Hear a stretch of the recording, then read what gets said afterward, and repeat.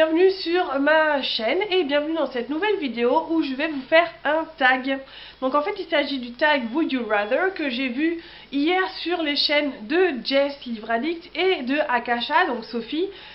Si elles passent par ici, je leur fais un gros bisou et leur dire que j'ai vraiment apprécié leur tag, d'où ma présence ici. Donc je vais vous faire ce tag tout de suite. Donc il s'agit de Would You Rather, comme je viens de le dire, c'est est-ce que vous préférez ceci ou bien cela. Donc pareil, j'ai gardé le nom anglais puisque tout simplement il me plaît, hein, voilà c'est tout. Donc alors, la première question, Would You Rather, donc lire des trilogies ou des stand-alone ou des one-shots. Alors, je dois dire que ma préférence va directement vers les sagas. Je préfère les trilogies et les sagas en général. Un petit peu pour la même raison que tout ce que j'ai pu voir jusqu'à maintenant.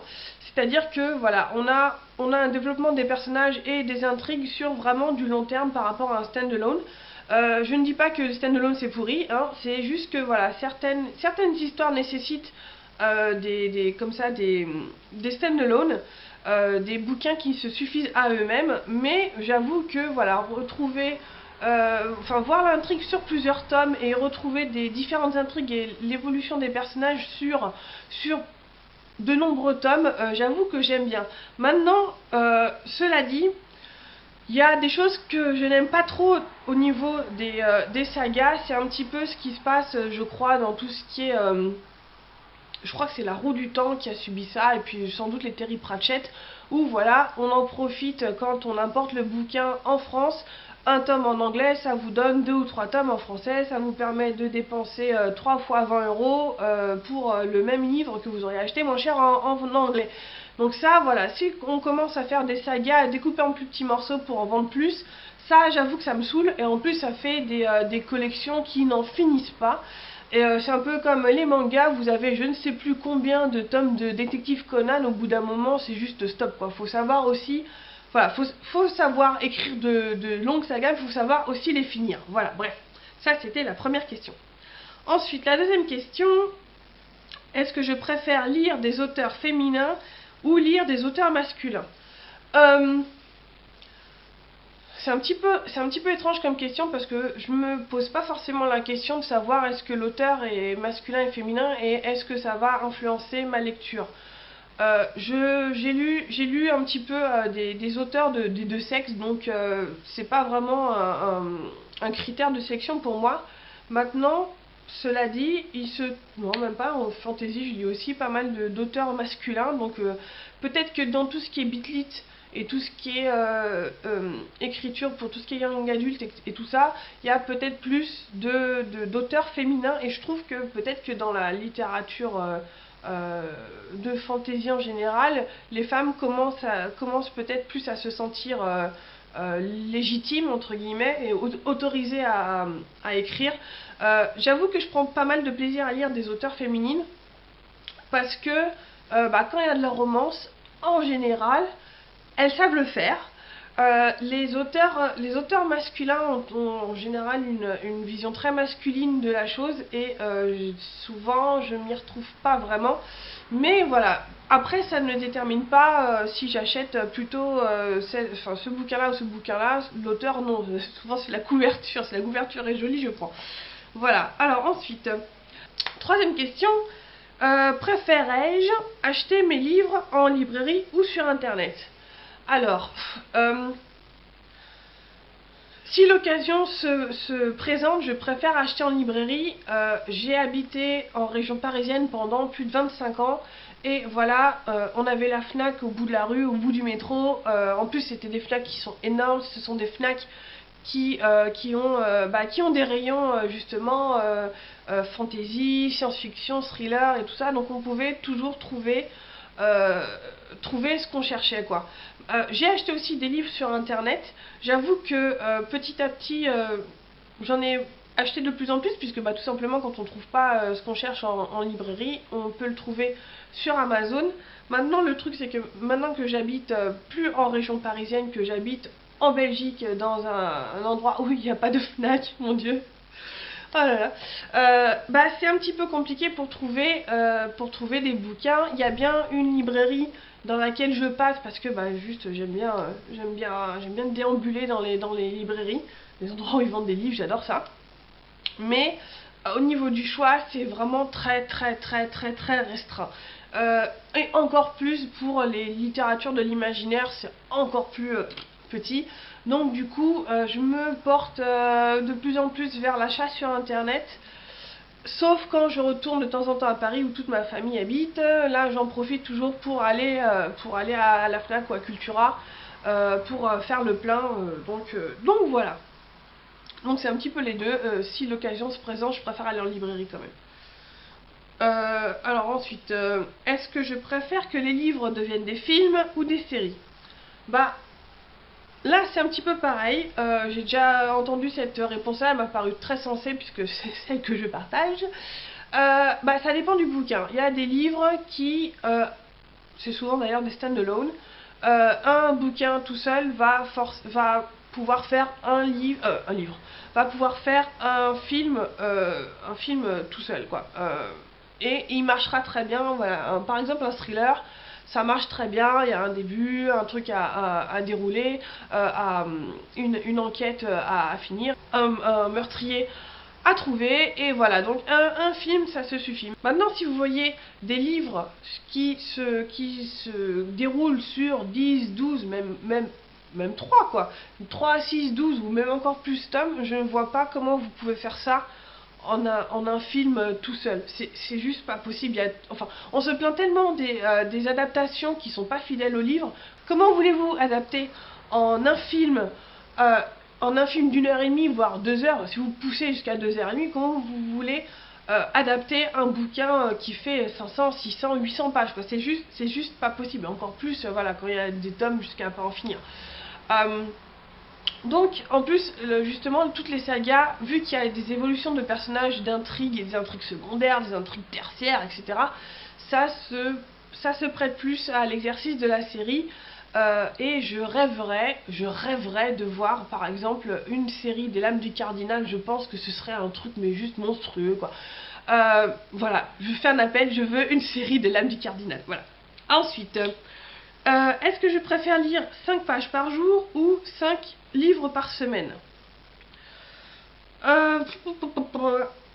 J'avoue que je suis plus proche du 5 pages par jour que 5 livres par semaine. Je lis beaucoup moins maintenant qu'avant parce que je ne prends plus le train pour aller au travail. Avant j'avais 45 minutes pour aller au boulot, 45 minutes dans le train, c'est nickel pour lire un bouquin. Vous le descendez en 2-3 jours, c'est bon, vous l'avez terminé. Maintenant c'est plus compliqué pour lire. En plus les endroits pour lire chez moi, il n'y a pas non plus 50 endroits. Je lis juste le soir avant de dormir parce que mon canapé est juste impraticable pour lire dedans.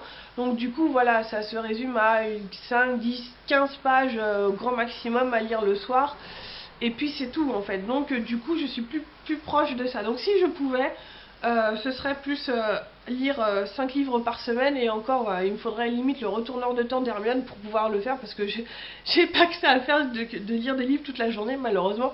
Mais voilà, ouais, je préférais pencher vers un peu plus... non, je préférais pencher entre les deux en fait, si je pouvais finir déjà un livre par semaine, ce serait déjà pas mal, quoi. Mais bon, on n'y est pas. Alors, est-ce que je préfère être chroniqueur ou chroniqueuse ou écrivain? Bah, sincèrement, je préférais être écrivain. Ça fait des années que j'ai commencé un roman.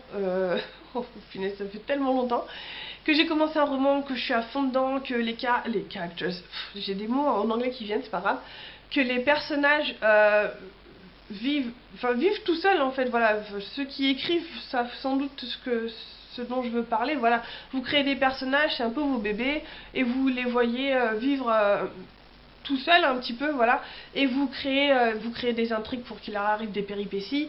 Et j'adore voilà, cet exercice là. C'est un peu de la pâte à modeler, c'est un truc, c'est vraiment super enrichissant et vraiment génial à faire.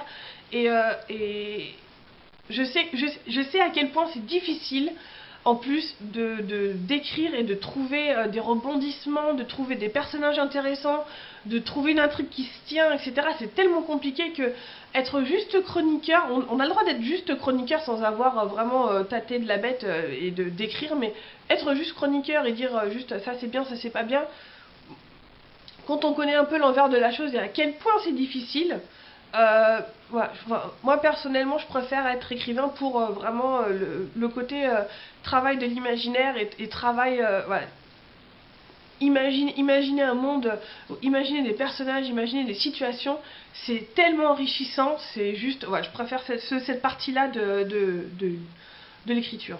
Est-ce que je préfère ne lire que mes 20 livres préférés tout le temps ou ne lire que des nouveaux livres?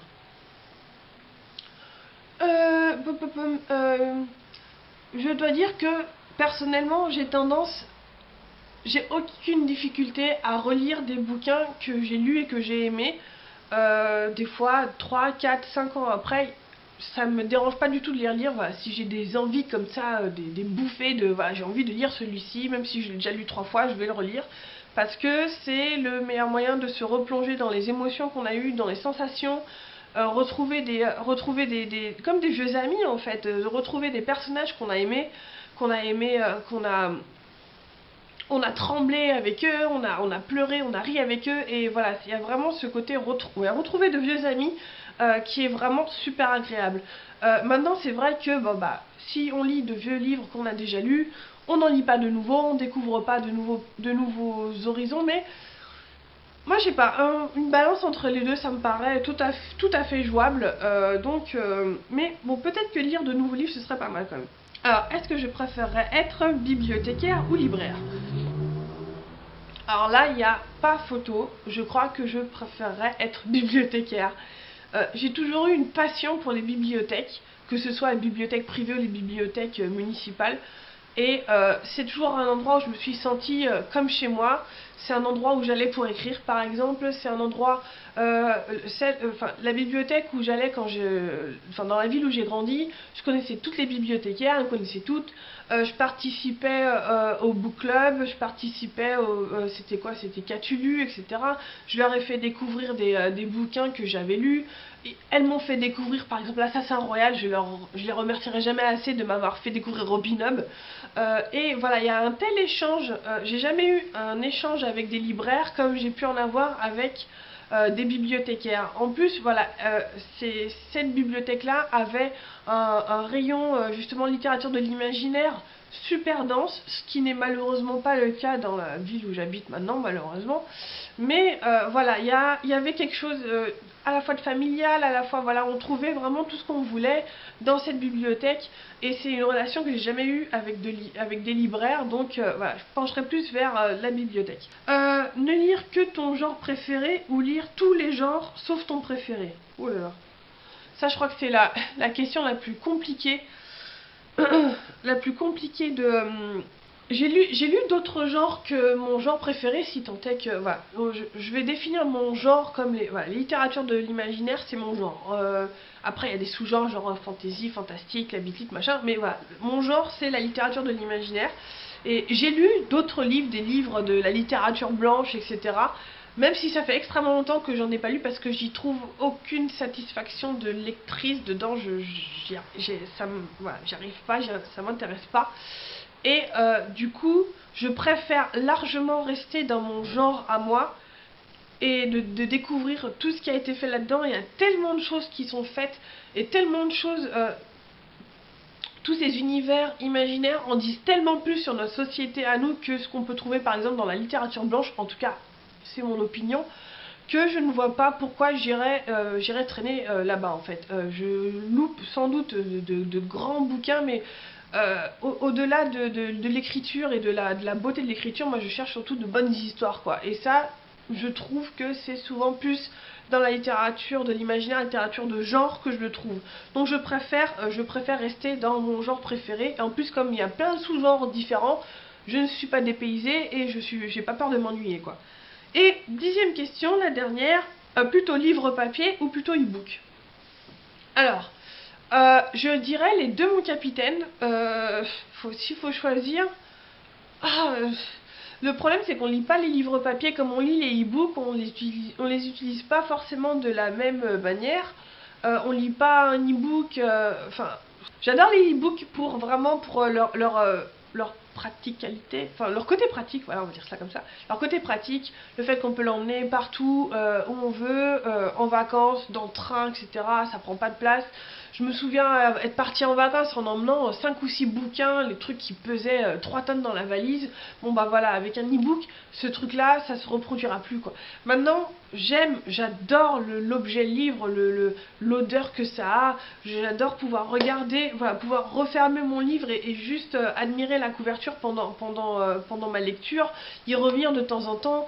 S'il y a des cartes, pouvoir revenir sur les cartes et essayer de voir un peu les itinéraires que les personnages ont fait.